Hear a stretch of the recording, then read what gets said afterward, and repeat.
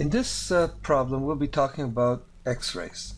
Now, the probability of an X-ray negative being in good order is 0.9.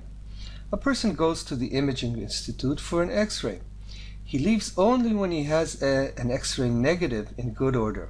And we're asked, what is the probability of being X-rayed exactly 3 times or more than 4 times, and so on and so forth? Well, here we have a geometric distribution. And why is that? Well, let's take a look at the characteristics of a geometric distribution and prove it. Okay, so here are the characteristics. Now the first one says that we need a Bernoulli trial that's repeated n times, where each trial is independent of the other. Well, here we do have a Bernoulli trial. And what's the success, or how do we define success in a Bernoulli trial? Here we'll define success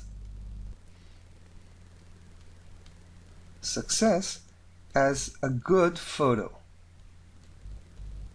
right? A good X-ray.